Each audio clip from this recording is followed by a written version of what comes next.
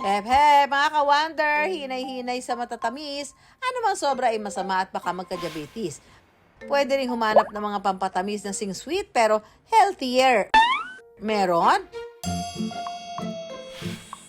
Bukod sa maraming pataniman ng tubo dito sa bansa na pangunahing ginagawang asukal, meron pang ibang pampatamis na mapipitas lang sa paligid-ligid. Tulad ng pampatamis mula sa katas ng buri, isang punong kamag-anak ng nyog.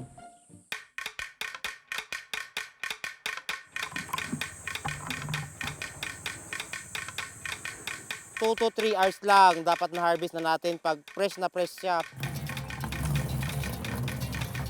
Ang tuba kasi na galing sa buri o puno ng buli sa Balungaw, Pangasinan, ginagamit na fresh pampatamis.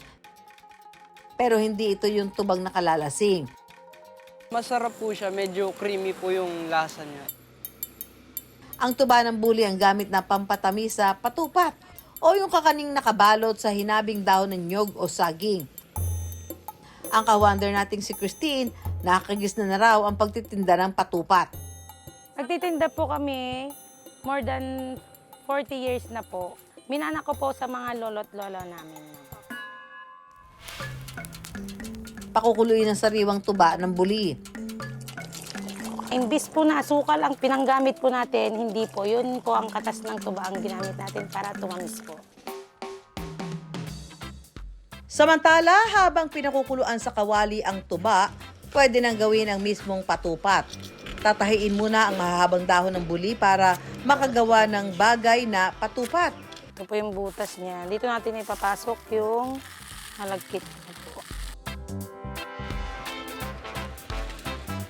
Kapag gumukulo na, saka ilulubog ang malagkit na bigas na nakalagay sa hinabing dahon ng nyog. At ilalagay po natin yung ginawa nating patupat kanina. Kapag nabawasan na ang tuba at lumapot, Yung tamis niya, ma'am, talagang natural po siya na galing po sa...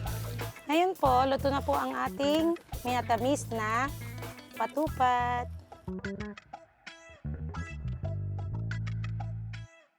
Yung patupat po ni ate is masarap po, tsaka tama lang po yung tamis niya.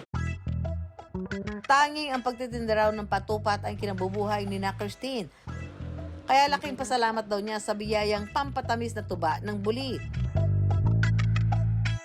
Kung healthier option naman daw na pampatamis sa kape, may nipasap sugar o asukal na gawa sa pinatuyong katas ng sasa.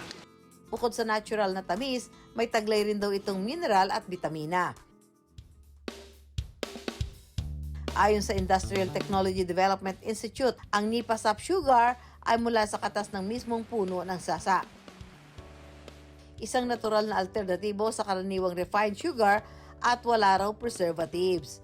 Ang nipasap ay yung parang katas na lumalabas doon sa bulaklak. Pag pinutol yung bulaklak ng nipa, sa Infanta, maraming nipa po doon. Sa Bataan, sa Samar, compared sa refined sugar, yung puting asukal natin, na almost 100% sugar lang ang naandun. Etong mga alternative sugar, it contains pa rin yung mga natural na minerals na makikita doon sa kanyang starting material, which is the sap, katulad ng mga phosphorus, magnesium, sodium, na itong iba't ibang minerals na to ay actually kailangan ng ating katawan, no, to function properly.